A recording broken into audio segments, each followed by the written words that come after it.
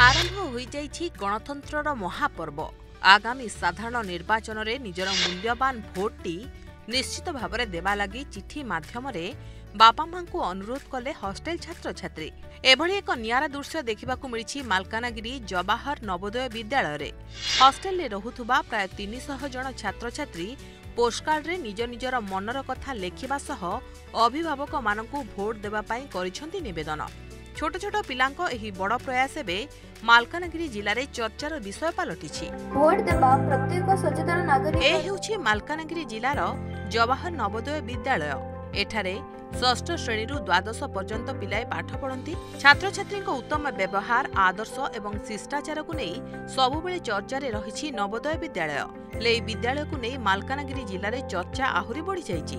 कारण जवाहर नवोदय विद्यालय मालकानगिरी छात्र छात्री माने आगामी साधारण निर्वाचन में अभिभावक माने निश्चित भावे मतदान करने लगी एक अभिनव प्रयास करिसेंती।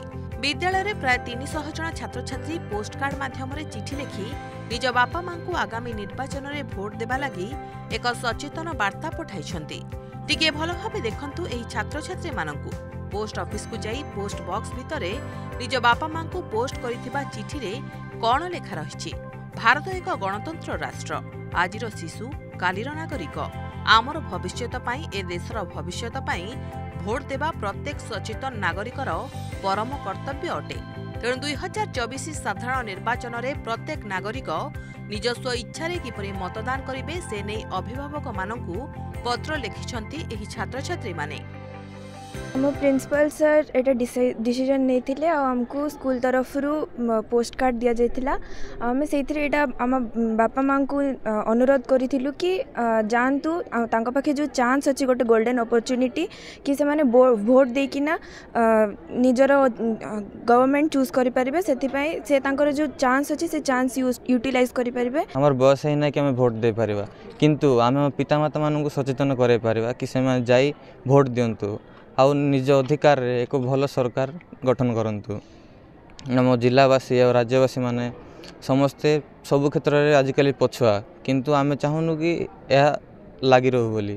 तेणु पोस्टकार्ड माध्यम रे आम सचेतन वार्ता लिखिचु कि प्रत्येक नागरिक भोट दे निज सरकार को गठन करंतु। जिला शिक्षा अधिकारी विश्वनाथ साहू उपस्थिति में मालकानगिरी जिलार जवाहर नवोदय विद्यालय 1 रे एक स्वतंत्र कार्यक्रम आयोजित होइथिला। हॉस्टेल में रहुथुबा 300 ऊर्ध्व छात्र छात्री पोस्टकार्ड रे लिखिथिबा वार्ता उन्मोचित होइथिला। सभास्थल रे छात्र छात्री माने निज निजर पोस्टकार्ड को हाथ रे धरी देखाइथिले। परे शिक्षक मानक सह मिसी जिला मुख्य डाकघर को जाई एही सबु चिठी को बापा मां को उद्देश्य रे पोस्ट करिथिले जवाहर नवोदय विद्यालय रो छात्र छात्री माने। आज जवाहर नवोदय 1 मालकानगिरी गोटे नियारा प्रयास जारी रखिंट। जो मैंने छात्र छात्री बापा माँ को अनुरोध कर पोस्ट कार्ड माध्यम से निजर मतामत लिखिं जे गणतंत्र सुदृढ़ करने समस्ते मतदान करूँ। आ मालकानगिरी रही अर्बान एरिया से भोट हार कम रही। तेणु से पोस्ट कार्ड माध्यम 300 छात्र छात्री विभिन्न मत देते जे समस्ते स्व इच्छा निज इच्छा निजे भोट दान करूँ। आज हमारे बच्चे लगभग 300 बच्चे लेटर लिख के अपने पेरेंट्स को अनुरोध किया है इलेक्शन कैंपेन में इलेक्शन तो वोट डालने के लिए। ये बच्चे अपने ये लेटर लिखते हुए ये पेरेंट्स को रिक्वेस्ट किया है आप लोग घर से बाहर आके ये इलेक्शन दे के अच्छे भारत को और सुदृढ़ करने के लिए। जिला शिक्षा अधिकारी और विद्यालयर अध्यक्ष छात्र छात्री मानकु उत्साह बाणी प्रदान करने सह सेमानकर एभली कार्य को बेस प्रशंसा करथिले।